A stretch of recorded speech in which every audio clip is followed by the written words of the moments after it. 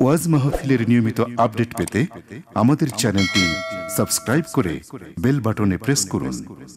أما بعد فأعوذ بالله من الشيطان الرجيم بسم الله الرحمن الرحيم يا أيها الذين آمنوا قوا أنفسكم وأهليكم نارا وقودها الناس والحجارة صدق الله مولانا العظيم وقال النبي صلى الله عليه وسلم طلب العلم فريضة على كل مسلم أو كما قال عليه الصلاة والسلام درود شريف اللهم صل على محمد وعلى آل محمد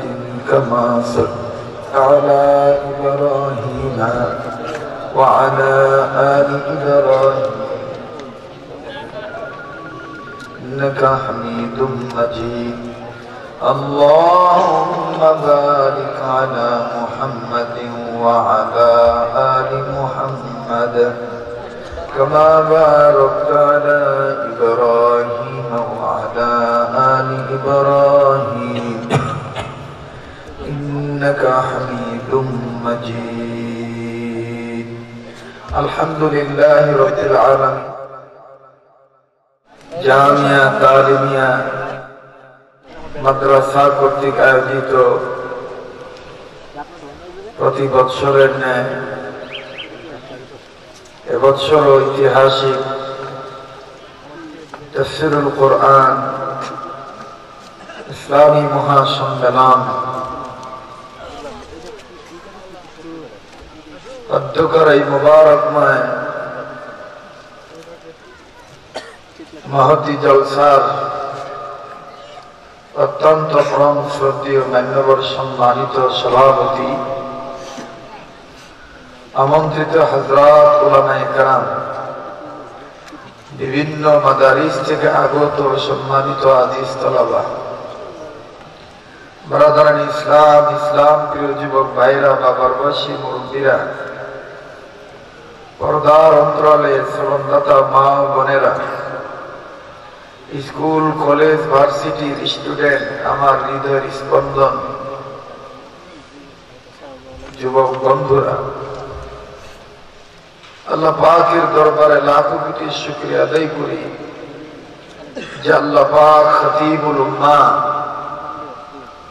আল্লামা হাফিজুর রহমান সিদ্দিকী দামাত বরকাতুল আলিয়া মেহনতের ফসল কষ্টের ফসল ওলামায়ে হকের নেক নজরের প্রতিষ্ঠান জামিয়া তালিমিয়া এই আদর্শনগর মাদ্রাসা বার্ষিক মাহফিলে যোগ্য বুজুর্গ ওলামায়ে কেরামের সেমিনারে স্টেজে আমাকে দ্বীনের খেদমত করার সুযোগ দিয়েছেন এবং আপনাদেরকে দ্বীনি নসিহত শ্রবণ করার সুযোগ যে আল্লাহ পাক পবিত্র জুমার দিনে জুমার পরে দয়া করে তৌফিক এনায়েত করেছেন সে আল্লাহ পাকের দরবারে জবান খুলে শুকরিয়া আদায় করি পড়ি আলহামদুলিল্লাহ।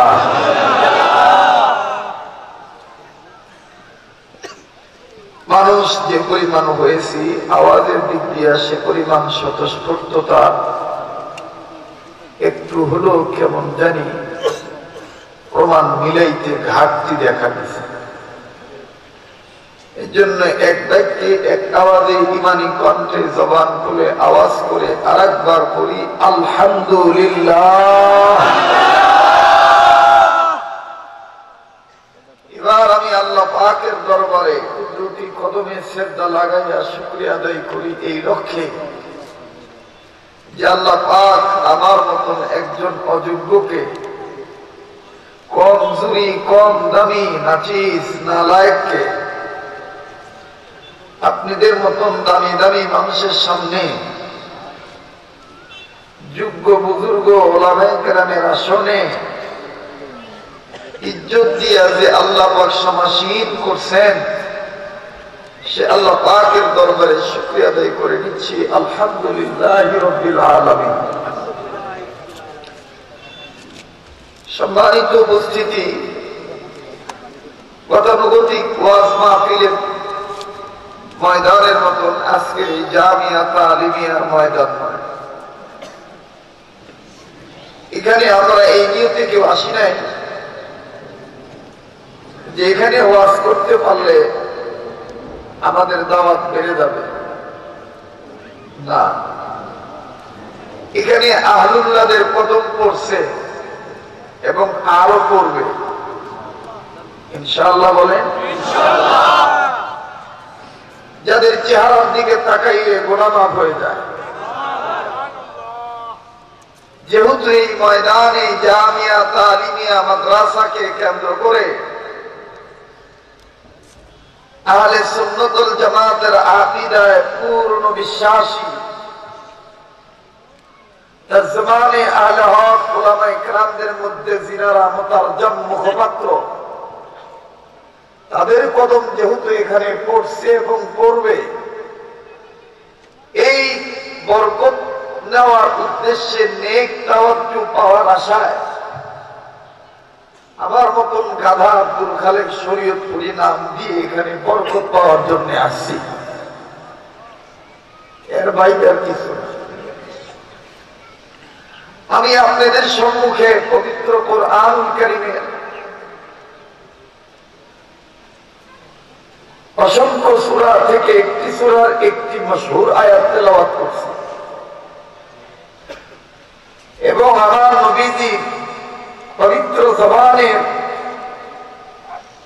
দামি দামি কথা, যেগুলো হাদিস পাঠেও উম্মতে মুহাম্মদের জন্য লক্ষ লক্ষ হাদিস থেকে ছোট্ট একটা হাদিস শরীফ পাঠ করেছে।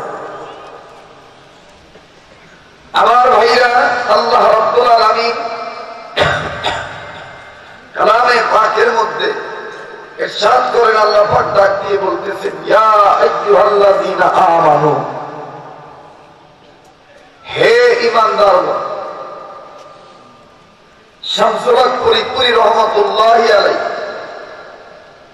আমাদের মুরব্বীদের অন্যতম একজন মুরব্বী, হযরত তার তাফসীরের কিতাবের মধ্যে এই আয়াতের তাফসীর করতে যেয়ে বলছেন, হে আল্লাহর পাগলেরা। সুবহানাল্লাহ বলবেন না? এখন আল্লাহর পাগল যারা, তারাই তো ঈমান আছে। কথা বলেন না কেন? আল্লাহর পাগল যারা, তারাই তো নবীকে মহব্বত করে দাঁড়িয়ে রাখছে। আল্লাহর পাগল যারা, তারাই তো দুনিয়ার সমস্ত মায়া ছাইরা দিয়া সন্তানদেরকে ইলমে দ্বীন শিক্ষা চর্চার কেন্দ্রে ভর্তি করে দিয়েছে। এই জন্য শামসুল হক ফরিদপুরি রহমাতুল্লাহি আলাইহি মায়া করে আল্লাহর কথাটা বান্দাদেরকে সহজভাবে বুঝানোর জন্য এইভাবে তুলে ধরছেন, হে আল্লাহর পাগলেরা, ও ঈমানদার বান্দারা, নিজে বাঁচো। লক্ষ্য করি ভাই, গুরুত্ব সহকারে কথাগুলো শোনো। নিজে বাঁচো, ও আহলিকুম, নিজের অধীনস্থদেরকে বাঁচাও, নার, আগুন থেকে। কোন আগুন? ওয়াকুদুহান নাসু, যেই আগুনের ইন্ধন হবে, লাকড়ি হবে, জোগাড়ি হবে মানুষ, ওয়াল হিজারা, এবং পাথর। এখন বুঝে থাকলে বলেন তো দেখি, এইটা কোন আগুন যে আগুনের লাকড়ি হবে মানুষ আর পাথর? আপনারা কি অন্য মানুষকে আছেন নাকি? বলেন এটা কোন আগুন? সম্মিলিত কণ্ঠে আর একবার জবাব দিয়ে বলি, সবাই বলি, কোন আগুন? জাহান্নামের আগুন। এই জাহান্নামের আগুন থেকে আল্লাহ পাক আল্লাহর পাগলদেরকে নিজেদেরকে বাঁচতে বলছেন এবং নিজেদের অধীনে অধীনস্থে যারা আছে তাদেরকেও বাঁচাইতে বলছেন। সুবহানাল্লাহ। লক্ষ্য করে কথাগুলো শুনি, আমার তো কোনো কথা না, মুরব্বীদের কাছ থেকে যে কথাগুলো নকল করছি ওই কথাগুলি শুনাইতেছি।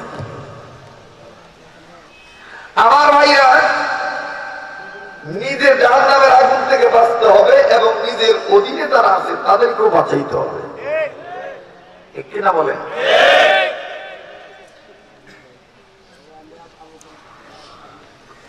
বুখারীর হাদিস, রাসূল বলেছেন যে দুনিয়াতে যেই ব্যক্তি যেই দায়িত্বে দায়িত্ববান, কিয়ামতের ময়দানে আল্লাহর কাঠগড়ায় তাকে এই দায়িত্বের ব্যাপারে জিজ্ঞাসা করা হবে। প্রতিটি দায়িত্ববান ব্যক্তিকে নিজেদের দায়িত্বের ব্যাপারে কি করা হবে? এখন যার অধীনে যারা আছে তাদের ব্যাপারে যদি দায়িত্বে অবহেলা করে, এই ব্যাপারে আল্লাহর কাঠগড়ায় জবাব দিতে হবে কি হবে না? আপনারা কথা বললে আমার সহজ হবে। আমি এখান থেকে বক্তব্য যদি আল্লাহ দেওয়ায় দিয়ে আবার অনেক দূর চলে যাব, বৃহত্তম মোমেন্ট সেই ডিস্ট্রিক্ট মাসকান্দা, এরপরে আবার যাবো সেই ঈশ্বরগঞ্জ। আমার কণ্ঠের অবস্থা ভালো না, আপনারা আমাকে একটু সাহায্য করেন। আমি আপনাদেরকে বোঝানোর মতন যোগ্যতা রাখি না, আমি আপনাদের মতন একটা কাঙ্গাল হইয়া এখানে দোয়ার ভিখারি হইয়া আসছি। আবার বলেন তো দেখি, যে যে দায়িত্বে আছে সেই দায়িত্বে যদি তাদের অধীনে যারা আছেন তাদের ব্যাপারে যদি কোনো দায়িত্বের ব্যাপারে অবহেলা করে, আল্লাহর কাঠগড়ায় দায়িত্ববান ব্যক্তিকে জবাব দিতে হবে কি হবে না? তাইলে রাসূলের হাদিস মোতাবেক বোঝা যায় যে কোন আদম সন্তান যদি রাষ্ট্রীয় প্রধান হয়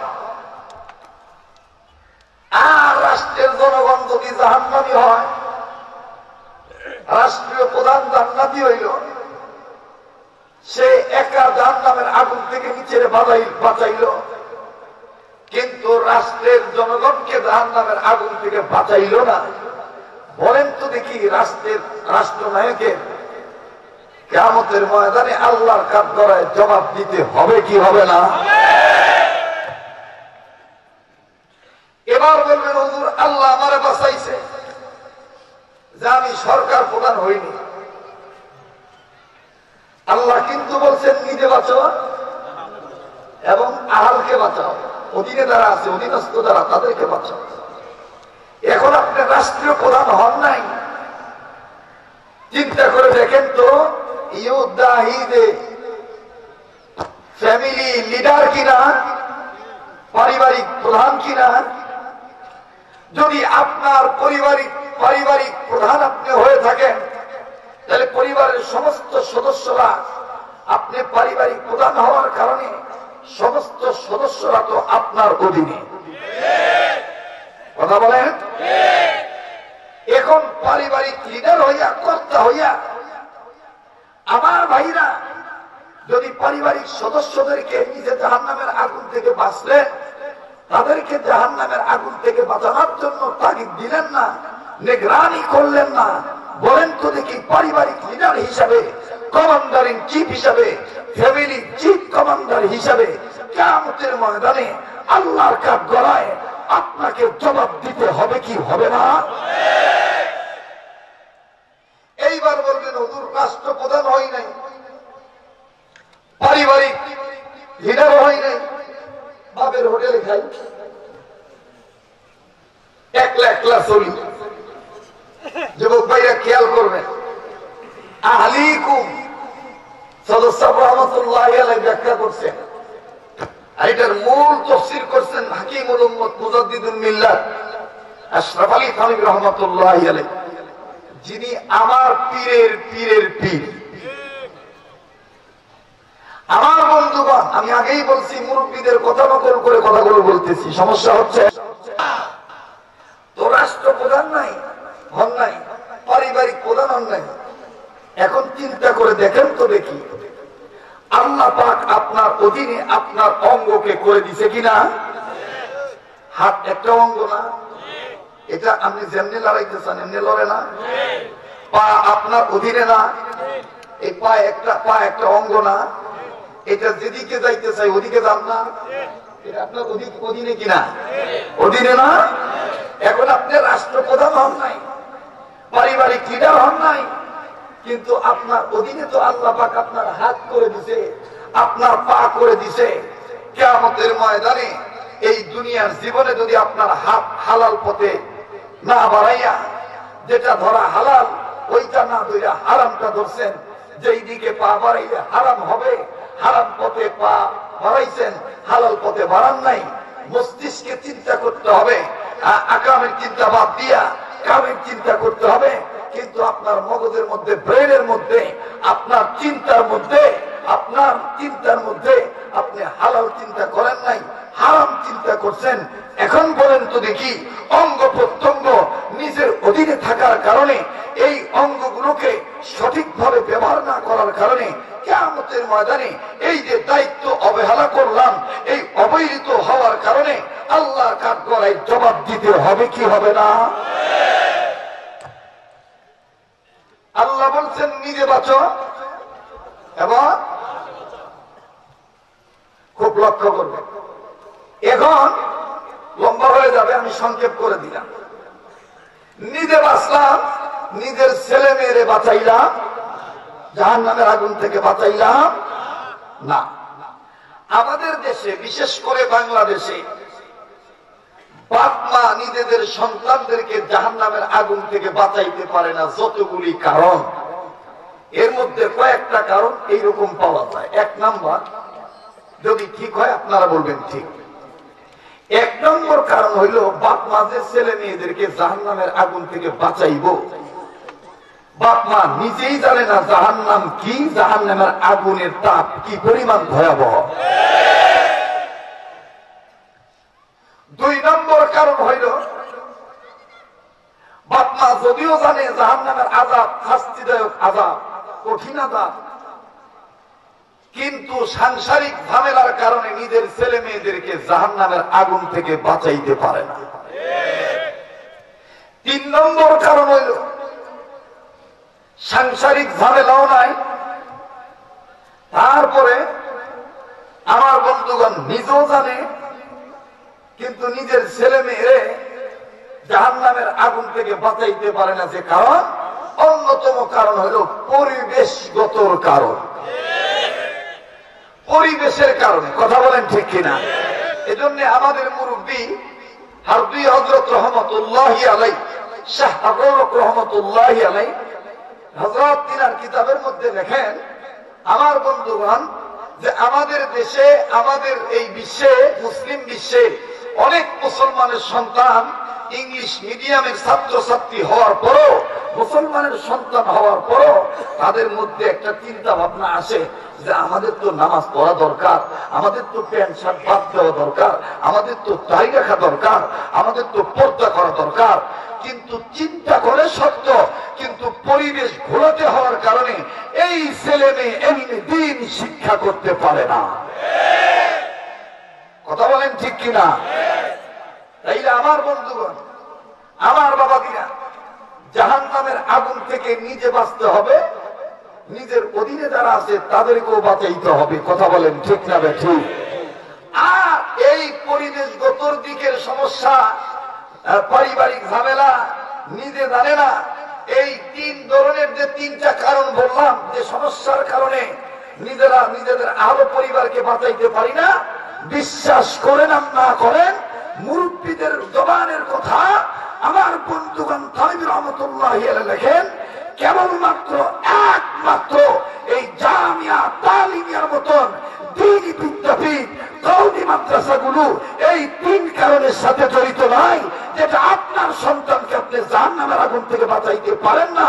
কিন্তু আপনার এলাকায় এই নবীর ঘর জামিয়া তালিমিয়া মাদ্রাসা হওয়ার কারণে এই মাদ্রাসার কমিটি, মাদ্রাসার মুহতামিম সাহেব আপনার পক্ষে কাজ করে দিচ্ছে।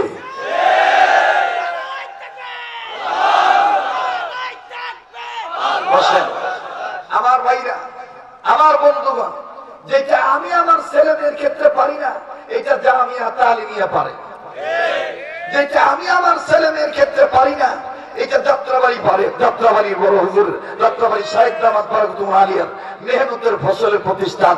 কথা বলেন ঠিক কিনা?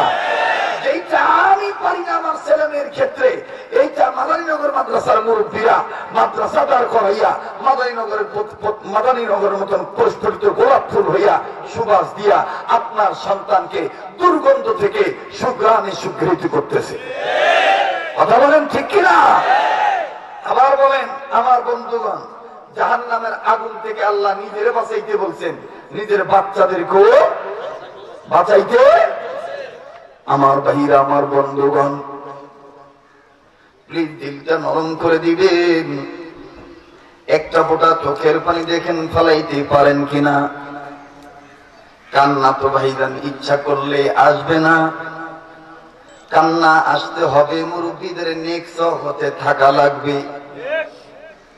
যেই পীরকে আপনার পছন্দ হবে, যেই মুরব্বীকে আপনার পছন্দ হবে, এই মুরব্বী আল্লাহ এবং আল্লাহ রসুলের আইন মোতাবেক চলে।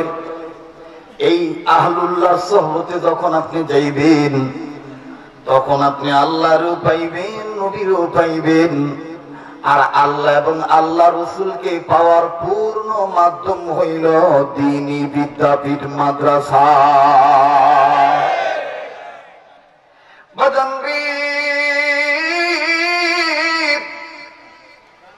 কেন তুমি জাহান্নামের আগুন থেকে বাঁচলা না?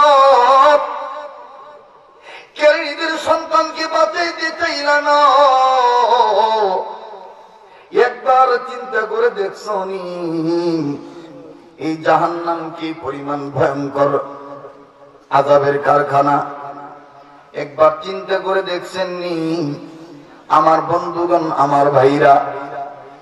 এ বাদাম দিলটা নরম করে দিবেন। কেন আপনি নিজে জাহান্নামের আগুন থেকে বাঁচবেন না? কেন আপনি নিজের আহলে পরিবারকে বাঁচাইবেন না? আপনার অধীনে যারা আছে তাদেরকে কেন বাঁচাইবেন না? দুনিয়ার জীবনে যারা জাহান্নামের আগুন থেকে বেঁচেছে, আমার বাইরে যারা জান্নাতি হবে, এরা যখন মারা যাবে, আমার ভাইরা আল্লাহ রাব্বুল আমিন ফেরেশতারা আমার আপনার নবী মুহাম্মদুর রাসূলুল্লাহ সাল্লাল্লাহু আলাইহি সাল্লামের ফটো ছবিটা আপনার সামনে তুলে ধরে বলবে, এ গোলাম, আল্লাহর গোলাম, এই লোকটাকে তুমি চেনো নাকি বলো তো দেখি। যুবক তখন ডাক দিয়ে বলবে যে জান্নাতি হয়ে থাকে। যুবক তখন ডাক দিয়ে বলবে আল্লাহর ফেরেশতারা,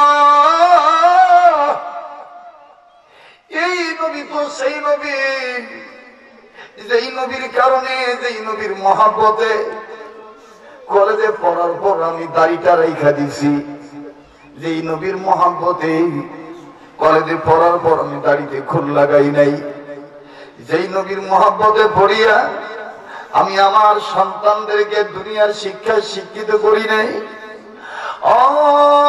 আল্লাহর ফেরেশতারা, এইটা তো সেই নবী।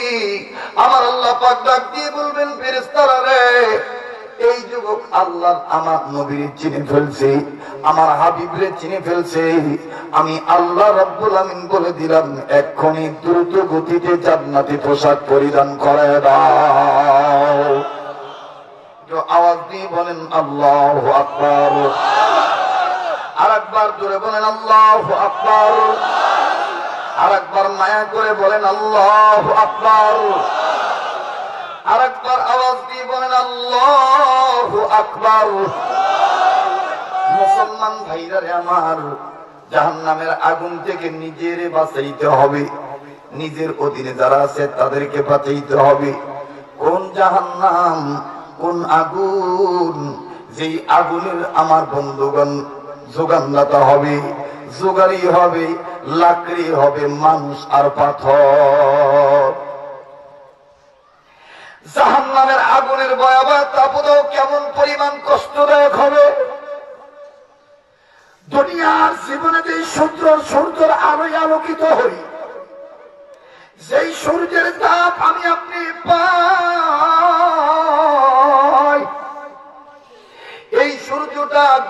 একদিন যখন তাপ দেয়, এই সূর্যটা আমার এই মাতৃভূমি বাংলাদেশ থেকে এই সূর্যটার দূরবর্তী স্থান হইল আমার বন্ধুগণ, এই সূর্যটা 30 লক্ষ, আমার বন্ধুগণ 30 কোটি 9 লক্ষ দূরে। জোরে বলেন আল্লাহু আকবার, আর জোরে বলেন আল্লাহু আকবার।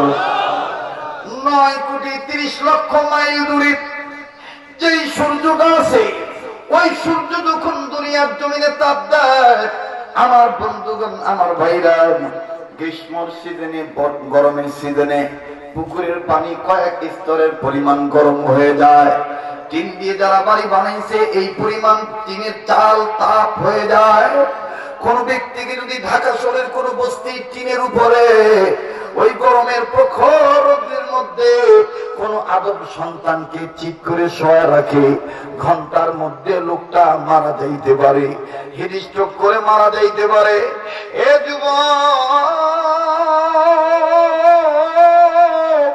যেই জাহান্নামের আগুন, আমার ভাইরা, আমার বন্ধুরে, সূর্যের তাপের যদি এত প্রখরতা হয়, এত তাপ হয়, আর জাহান্নামের আগুন, জাহান্নামের আগুনের পাওয়ার তো লক্ষ লক্ষ কোটি কোটি কোটি কোটি গুণে বেশি। যেই ব্যক্তি জাহান্নামী হবে, ওই ব্যক্তিকে আমার মাওলাই কারীম জাহান্নামের লেপতোষক কম্বল বানায় দিবি। যে লেপতোষক গুলো, কম্বল গুলো, ল্যাপ গুলো, কম্বল গুলো আগুনের কয়লা দ্বারা তুলা গুলো হবে আগুনের কয়লা।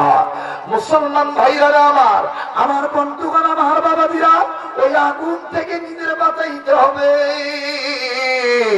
এবং নিজের সন্তানদেরকে বাঁচাইতে হবে।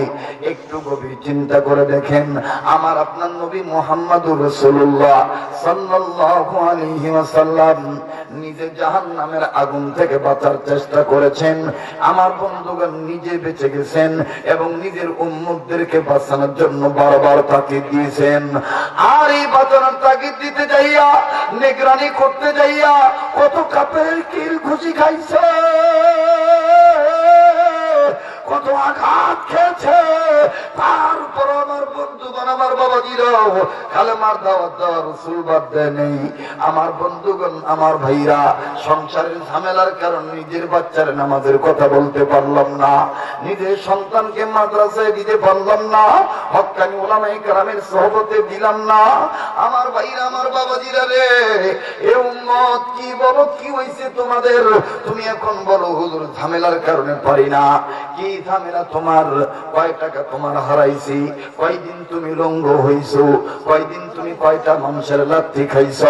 কিন্তু দেখো, তোমার আমার প্রাণ, তোমার আমার প্রিয় বস্তু জনাবে মুহাম্মদুর রাসূলুল্লাহ সাল্লাল্লাহু আলাইহি ওয়াসাল্লাম কত কষ্ট করছেন এই জাহান্নামের কথা বুঝাইতে যাইয়া, আল্লাহর সৃষ্টিদেরকে আল্লাহ সম্বন্ধে বুঝাইতে যাইয়া, এক আল্লাহর গোলাম বানাইতে যাইয়া কত নির্যাতন সহ্য করেছে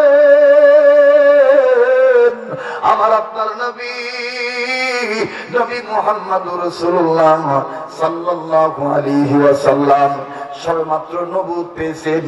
আমার ভাইরা দাওয়াত দেওয়া শুরু করেছেন, লা ইলাহা ইল্লাল্লাহু মুহাম্মাদুর,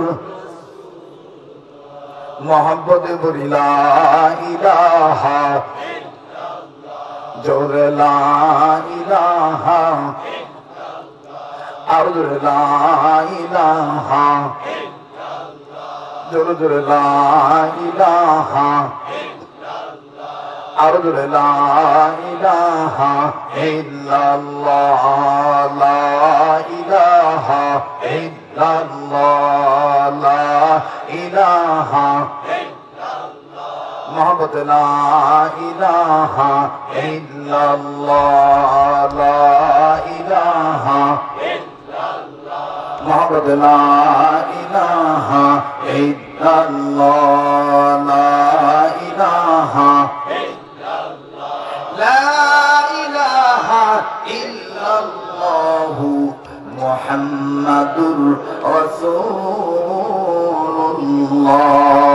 সাল্লাল্লাহু আলাইহি ওয়াসাল্লাম। আমার বন্ধুরে, কোন দিকে গভীর মনোযোগী হয়ে যাই। আল্লাহর নবী মুহাম্মদুর রাসূলুল্লাহ সাল্লাল্লাহু আলাইহি সাল্লাম যখন কালেমার দাওয়াত দেওয়ার চিন্তা ভাবনা করেছেন, সকল মানুষের দ্বারে দ্বারে যখন পৌঁছায় দিতেছেন, দুনিয়াতে যত পয়গম্বর আল্লাহ পাঠিয়েছেন সমস্ত পয়গম্বর রাসূলগণ নবীগণ কিন্তু একটাই দাওয়াত দিয়েছেন, ইয়া আইয়ুহান নাসু কুলু লা ইলাহা ইল্লাল্লাহু তুফলিহুন। হে ইনসান জাতি, হে মানব জাতি, তোমরা নিজেরা সফলতা অর্জন করতে যদি চাও, এক আল্লাহর দাসত্ব আনুগত্য মেনে নাও। এক আল্লাহর আইন মেনে নিলেই, এক আল্লাহর গোলাম হয়ে গেলেই, এক আল্লাহর কালামের জীবন, এক আল্লাহর কালাম মেনে নিলে, কালামের শিক্ষা গ্রহণ করলি, অবশ্যই তুমি সফলতা অর্জন করবা, অবশ্যই তুমি সফলতা অর্জন করবা। আমার নবী যখন সবাইকে সম্মিলিত ভাবে, আমার ভাইরা দাওয়াত দেওয়ার, আমার বন্ধুগণ যখন দাওয়াত দেওয়া শুরু করে দিলেন, আল্লাহর নবী জনাবে মুহাম্মদুর রাসূলুল্লাহ সাল্লাল্লাহু আলাইহি সাল্লাম প্রথমে চিন্তা করলেন, আমি দাওয়াত দেব সর্বপ্রথম মক্কার কাফেরদের লিডার আবু জাহেলকে। যেখানে যার নাম শুনলে ভয় হয়, মনে করেন যে এই এলাকার মধ্যে সবচেয়ে সন্ত্রাস, কোন এক এলাকার মধ্যে সবচেয়ে সন্ত্রাস, আপনার উচিত ইমানদার হিসাবে ওই সন্ত্রাসকে না ভয় করে, আল্লাহকে ভয় করে ওই সন্ত্রাসের কাছে আগে কালেমার দাওয়াত নিয়ে যাওয়া। কথা বলেন ঠিক কিনা? ও মিয়া ভাই, হেদায়েতের মালিক তো আপনি না, হেদায়েতের মালিক আল্লাহ। হেদায়েতের মালিক কে? যারা বলেন কে? আল্লাহ পাক হেদায়েতের মালিক। বিশ্বনবী জনাবে মুহাম্মদ রাসূলুল্লাহ সাল্লাল্লাহু আলাইহি সাল্লাম চিন্তা করলেন যে আমি লিডার আবু জাহেলের কাছে প্রথমে কালেমার দাওয়াত নিয়ে যাব, কিন্তু কেমনে যাই? আমি তো আমার চাচা বীর আমির হামজার ঘরে এখন আশ্রয় আছি।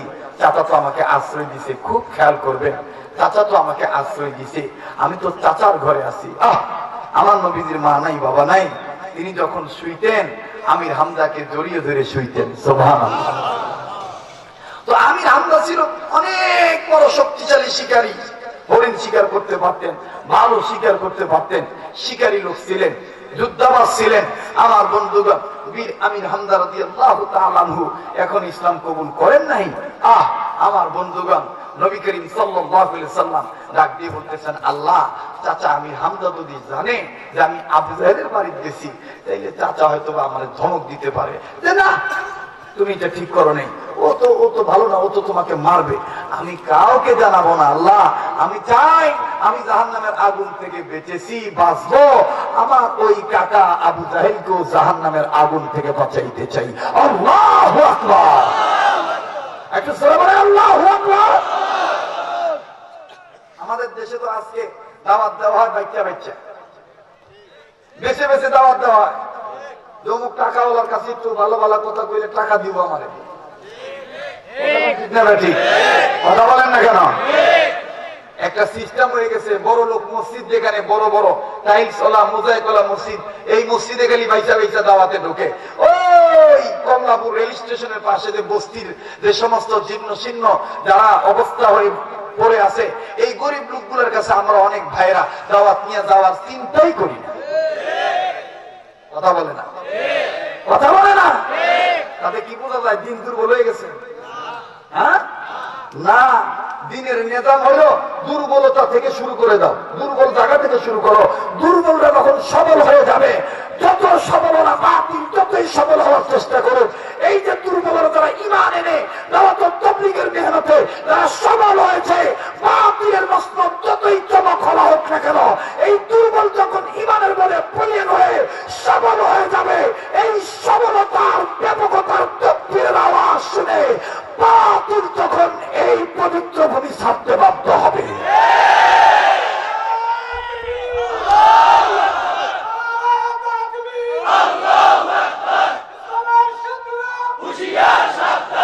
আমার ভাইরা, আমার বন্ধুগণ বলেন, আমরা টুপিওয়ালারা, দাড়িওয়ালারা, কওমি মাদ্রাসার ওলামায়ে কেরামরা, তলাবে আজিজরা, আমার বন্ধুগণ আহলে সুন্নাত ওয়াল জামাতের আকীদায় বিশ্বাসী এই যে সমস্ত মুসলিম ভাতৃবৃন্দ আমরা যারা আছি, বলেন আমরা দুর্বল না সবল? কথা বলেন না কেন? দুর্বল না সবল? যারা আসতে বলতেছেন তারা মনে দুর্বল। বলেন দুর্বল না সবল? আমাদের আকাবিরদেরকে যারা আমরা মানি, আসার সময় একটা পোস্টারের নাম দেখলাম আসাদ মাদানী, একটা হুজুরের নাম আসাদ মাদানী। আমার এত কষ্ট লাগছে, কই আব্বাস আর কই গাবগাছ। আমি চোখের পানি রাখতে পারিনি, আমার কলিজাটা ব্যথা হয়ে গেছে। কোথায় হোসেন আহমদ মাদানী রহমতুল্লাহি আলাইহির সুযোগ্য সন্তান ফিদায়ানিল্লাহ আওলাদ রাসূল মরহুম আল্লামা সৈয়দ আসাদ মাদানী রাহিমাহুল্লাহু তাআলা। আর মিয়া তুমি কোথাকার কোন এই সাইনবোর্ডের ইমাম না খতিব হইছো, তুমি আসাদ মাদানী লাগাইছ। এটার দ্বারা কি বোঝা যায় যে ওই মুরব্বীর একটা নজর যদি আমার দিকে, আমিও তো বেড়ায় কম না। আমরা নিজেরা যদি নিজেদের আকাবিরদের মূল্য না দেই, অন্য ভাইরা দিতে জানবে না। কথা বলেন ঠিক কিনা? আমরা আমাদের মুরব্বীকে ওইভাবে শ্রদ্ধা করব, আমাদের মুরব্বী যে চেয়ারে বসবে ওই চেয়ারে বসতে গেলে মুরব্বীর অনুমতি লাগবে। আমাদের মুরব্বী যে লকব ব্যবহার করবে ওই লকবটা ব্যবহার করতে গেলে মুরব্বীর অনুমতি লাগবে। আমাদের মুরব্বী যে গ্লাসে পানি খাবে ওই গ্লাসে পানি খাইতে গেলে আমার পীর ও মুর্শিদ মুরব্বীর অনুমতি লাগবে। আপনি শুধু লেবাসে মুরব্বীর নকল করলেন, কিন্তু আপনি হাকিকতান ভিতর দিক থেকে আপনি মুরব্বীর নকল করলেন না। বিশ্বাস করেন আপনার দ্বন্দ্বই হইব মুরব্বীর, কাম জীবনে মুরব্বী বানানো হইব না। এজন্য দোয়া করবেন। আমি যদি ভাইকে ভাই অন্তত তার পায়ে হাত দিয়ে বলবো যে আপনি আসাদ রাখেন, কিন্তু মাদানীটা আস্তে করে কাইটা দিয়া আপনি অন্য একটা লকব ব্যবহার করেন। কথা বলেন কি বলেন আপনারা? আপনারা একমত না দ্বিমত? একমত না দ্বিমত? মিয়া ভাই, খতিবে আজম একজনই হতে পারে, মুনাদের জামান একজনই হতে পারে, মুজাহিদে মিল্লাত সৈয়দ ফজল করিম রহমাতুল্লাহ আলাইহি একজনই হতে পারে,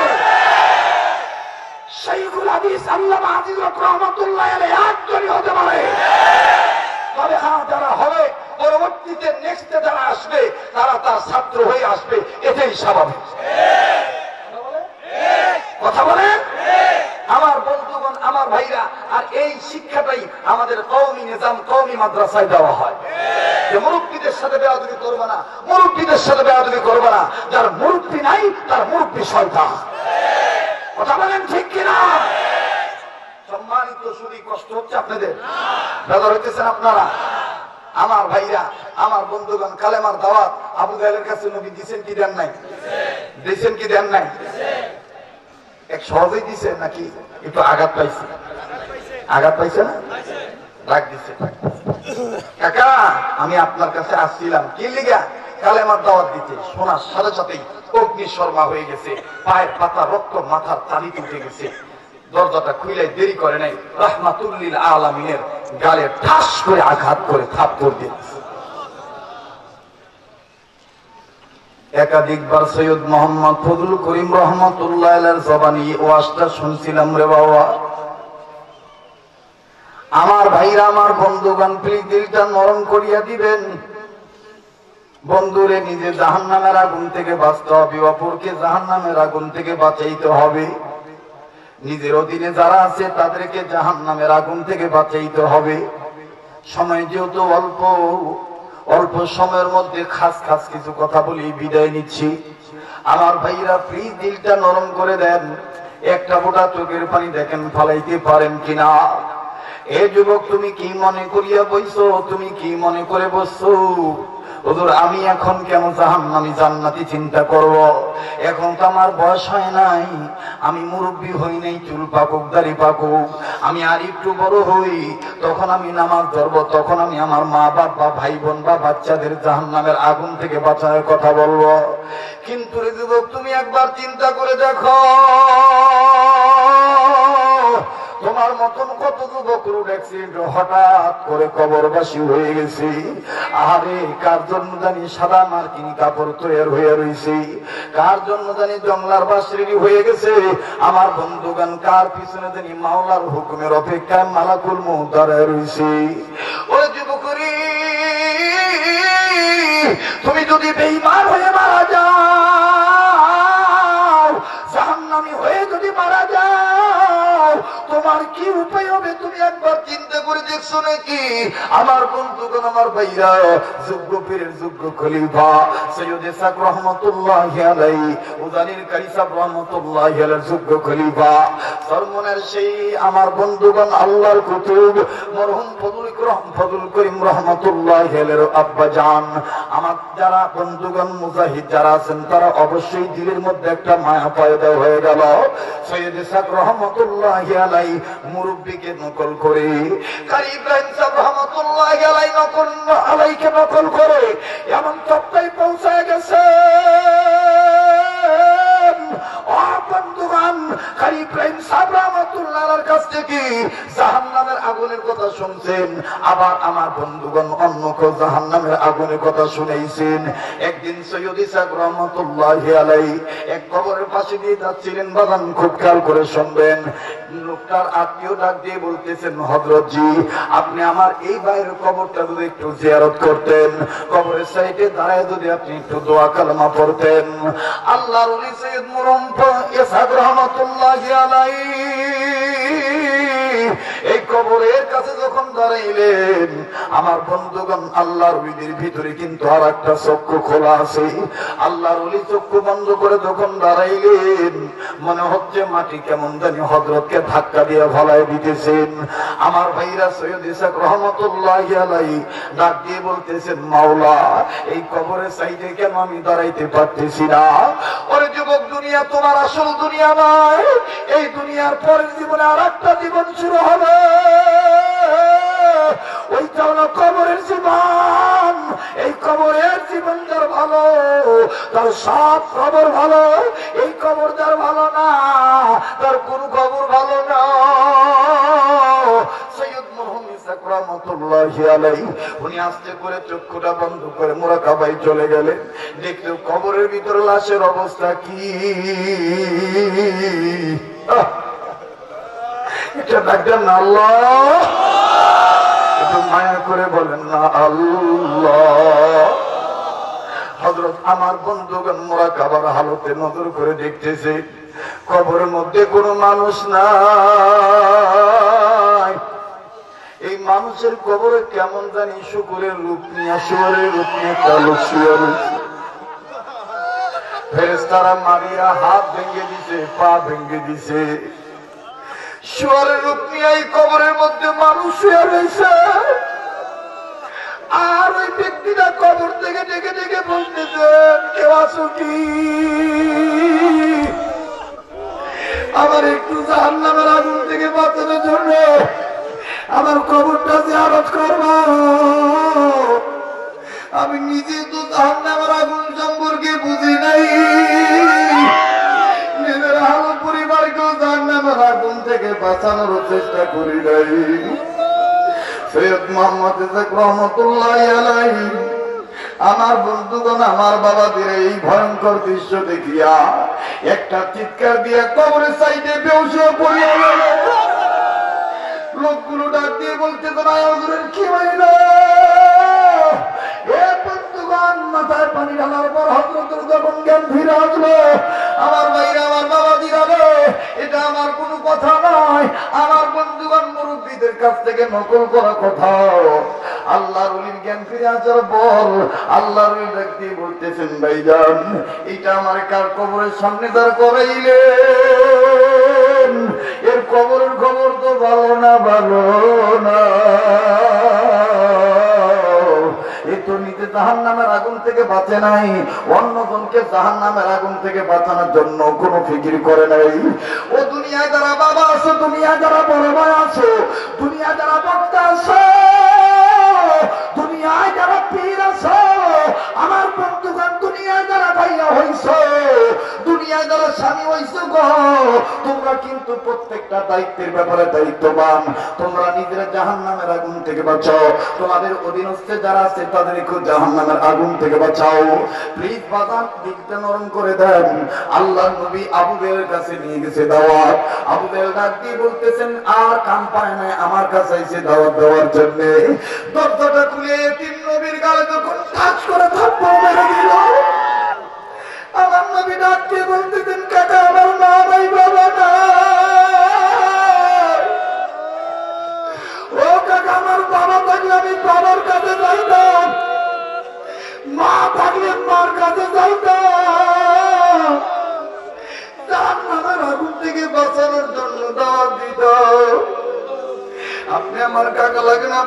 তুমি দাওয়াত দেওয়ার জন্য জিগা গাও।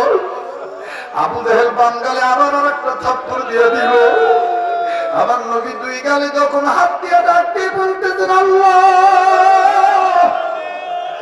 আবু জাহেল আমারে মারছে, আমি তোমার কালেমার দাওয়াত দিছি, আমি তোমার জাহান্নামের আগুনের আযাবের কথা বলার জন্যই বেড়ে আসছি। ও আমারে মারছে বাবুদ, আমি মনে কিছু করি নাই। আমার এই মারের বিনিময় হইল আমার কাকাকে তুমি জাহান্নামের আগুন থেকে বাঁচাইও। আমার ভাইয়া দিনের নবী মুহাম্মদুর রাসূলুল্লাহ সাল্লাল্লাহু আলাইহি ওয়াসাল্লাম আস্তে করিয়া ওই দিন আর দাওয়াত বাড়ান নাই। বন্ধু, দ্রুত গতিতে হযরত বিশ্বনবী মুহাম্মদুর রাসূলুল্লাহ সাল্লাল্লাহু আলাইহি ওয়াসাল্লাম বাড়িতে চলে গেছে। বীর আমির হামজার তার স্ত্রী কিন্তু নজর করে দেখছে মুহাম্মদ গেল ভালো মানুষ, কিন্তু মুহাম্মদের গাল দুইটা কেন তো লাল হয়ে গেল। নবীজি কিচ্ছু বলে না। কাকি জিজ্ঞাসা করে কি হয়েছে, নবী বলতেছে না না আমার কিচ্ছু হয় নাই। আমার নবী ডাক দিয়ে বললেন আল্লাহ, আজ আমি আর দাওয়াত দিতে যাব না, কারণ আমার চাচা আমির হামজা এসে বলব স্বীকার করতে গেছে, আমি আর আজকে দাওয়াত দিতে যাব না, আমি আবার আগামীকালকে যাব। এবার বীর আমির হামজা পরের দিন যখন আবার শিকারে বের হয়ে গেছে, বাবাজি দিনের রাসূল মদিনার বুলবুল আবার আবু জাহেলের বাড়িতে যে দরদার করা নারা ডাক দিবে, কাকা জাহান্নামের আগুন থেকে আপনাকে বাঁচানোর জন্য আল্লাহর পক্ষ থেকে দাওয়াত নিয়ে আইছি। আবু জাহেল ডাক দিয়ে বলতেছে গতকালকে দুইটা থাপ্পড় মারছি, তারপর লজ্জা হয় নাই, আজ আমি ওরে এমন শিক্ষা দিব সারাটা জীবন যেন মনে রাখে, কালেমার দাওয়াত যেন আর না দেয়। বন্ধুরে, আবু জাহেল আস্তে করে চামড়া চামুক চামুক রেডি কইরা আমার বন্ধুগণ প্রথম নরম ব্যবহার করে ডাক দিয়ে বলতেছে মুহাম্মদ আমার কাছে একটু দাওয়াত দিতে, একটু ঘুরো, তোমার পিছনে কি একটা দাগ আছে, যে দাগ দ্বারা নাকি প্রমাণ হয় তুমি নাকি মুহাম্মদুর রাসূলুল্লাহ, একটু ঘুরো তো দেখি, আমি তোমার পিঠে একটু দেখব। আবার নবী সরল মনে বিশ্বাস করে পিঠটা ঘুরে দাঁড়াইছে। আবু জাহেল নিষ্ঠুর হইয়া দেরি করে নাই, এত দূরে আমার নবীর গায়ে বাড়ি মারল, যেই নবীর গায়ে মাসি পড়া হারাম, মশা পড়া হারাম, ওই নবীর আবু জাহেল যখন চাবুকের বাড়ি মারল, আমার নবী হাতটা দিয়ে ডাক দিয়ে বলে কাকা তুমি জানো আমার মা নেই, বাবা নেই, তোমার কাছে আমি কালেমা দাওয়াত দিয়েছি, তুমি আমার আঘাত করলা, যদি মারার বড় খুঁজি থাকো তারপরও বলি তুমি এক আল্লাহর মানিয়া লও। আমার নবীর এমন ভাবে মারা শুরু করে দিল, উপর চুপড়ে আঘাত, আর পঞ্চগণ বিরাট পাথর রইল। আমার নবীর পাথর দিয়া যখন নবীর গায়ে আঘাত করো শুরু করো, আবু জাহেল রাগ কইরা আমার নবীর মাথার মধ্যে পাথর দিয়ে আঘাত করলো, মাথা বেজে রক্ত বের হয়ে গেল। আমার নবীর রক্তগুলো মুছে ডাক দিয়ে বললেন আল্লাহ, একটা ডাক দেন না আল্লাহ, আল্লাহ গো, আমি তোমার পক্ষের দাওয়াত নিয়ে আসছিলাম আবু জাহেলের কাছে, কিন্তু আবু জাহেল আমাকে এইভাবে মারল। লোকগুলো জমা হয়ে গেল, এদিন নবীর কান্না জুড়ে সবাই দেখে। ওই দিক দিয়ে আমির হামজা গেছেন শিকারে, হরিণ শিকার করতেন। আমির হামজার বিবি ডাক দিয়ে বলতেছেন আসুক আমির হামজা, আমি আজকে আবু জাহেলের বদলাটা গ্রহণ করব, আবু জাহেলের ব্যবস্থাটা আমি নেব। আমির হামজা তার স্ত্রী তো রেডি হয়ে আসি, ওদিক দিয়ে আমির হামজা যখন হরিণ শিকার করতে গেছে, কি আজকের ব্যাপারে অন্যান্য দিন হরিণ আমির হামজাকে দেখলে দৌড়ে পালায়, কিন্তু আজকে আমির হামজা নজর করে দেখে ওই একটা হরিণ বীর আমির হামজার দিকে এমনি এমনি দৌড়ায় দৌড়ায় আসতেছে। আমির হামজা ডাক দিয়ে বলে ব্যাপার কি, এত হরিণ কিনলে দিকে আমার দিকে আসে। আমির হামজা রাদিয়াল্লাহু তাআলা চুপচাপ করে দাঁড়িয়ে আছি। এ বন্ধু, হরিণ যখন কাছে আসলো, কয়েকটা হরিণ কান্দার ডাক দিয়ে বলতেছেন, আমির হামজা গো, আমাদেরকে ধরার জন্য আসা লাগবে না, আমরা তো এমনি বিশ্বনবী মুহাম্মদকে এক নজর দেখার জন্য তোমার বাড়িতে রওনা দিছি। তুমি জানো না আবু জাহেল তোমার বাতিজা মুহাম্মদরে মারছে? আমার ভাইরা চাচা আমির হামজা ডাক দিয়ে বলল, জঙ্গলের হরিণ হইয়া চিনল,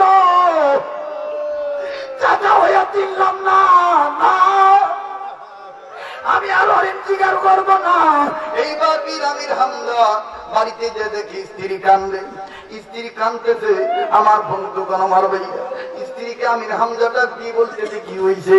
ডাক দিয়ে বলে, আবু জেহেলের তো বড় সাহস, যেই মুহাম্মদের বাপ নাই মা নাই, এইভাবে তারে মারছে, তার কি আসলে তার পক্ষে কি কেউ নাই? আমির হামজা ডাক দিয়ে বলতেছেন, বিবি চিন্তার কোনো দরকার নাই, আমি তোর বলতে হবে না, আমার বাতিদার সম্পর্কে জঙ্গলার পশু বলে দিয়েছে। আমার ভাইরা, আমার বন্ধুরা, এবার পীর আমির হামজার স্ত্রী ডাক দিয়ে বলতেছেন, স্বামী গো, যদি আমার মুখে হাসি ফুটাইতে চাও তাইলে কথা দাও, আবু জেহেলের মাথা ফাটা রক্ত বের করে দিবা। আমির হামজা ডাক দিয়ে বলতেছেন, কথা দিলাম। রওনা দিয়েছি। আমার বন্ধুগণ নবীকে দেখতেছেন, নবী পড়ে আছে, নবীজি মাথায় হাত দিতে, গায়ে হাত দিতে, নবী আমার কান্দে। পীর আমির হামজা নবীর কাছে যাওয়া, কয় বাতিজা কি হয়েছে? আমার নবী ডাক দিয়ে কয়, আবু জেহেলের কাছে কালেমার দাওয়াত নিয়ে গেছিলাম, আমার মারছে। আমির হামজা ডাক দিয়ে বলতেছে, তুমি চিন্তা করো না, আমি তোমার চাচিরে কথা দিয়েছি, আমি তোমার চাচিরে কথা দিয়েছি, আমি আবু জেহেলের মাথা ফাটাই দেব। আমার নবীজি আমির হামজার হাতটা ধরে ডাক দিয়ে বললেন, চাচা গো,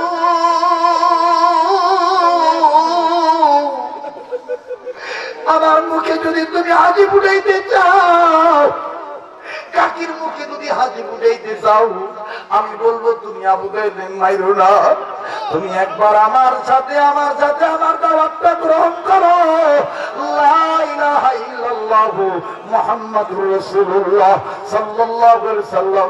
বীর আমির হামজা ডাক দিয়ে বলতেছেন, ভাতিজা ঠিক আছে, আমি তোকে সাক্ষী রেখে আমি অবশ্যই আল্লাহর পক্ষে কালেমা পড়ে ফেললাম, লা ইলাহা ইল্লাল্লাহু মুহাম্মাদুর।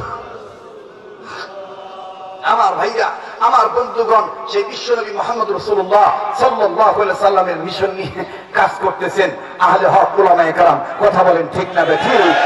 সেই আহলে হক উলামায়ে কেরামের সেই আসহাবে, সেই বিশ্বনবীর মসজিদে নববীর মধ্যে যে কষ্টের ফসল, আল্লাহ প্রদত্ত নিয়ামত, আসহাবে সুফা, সেই আসহাবে সুফার অংশ বিশেষ এইরকম জামিয়া তালিমিয়া, আমার বন্ধুগণ, হাটাজারি মাদ্রাসা, ভিন্ন ভিন্ন দ্বীনি বিদ্যাপীঠ, এই আসহাবে সুফার অংশ বিশেষ এই দ্বীনি বিদ্যাপীঠ গুলো রক্ষা করা দরকার আছে না নাই?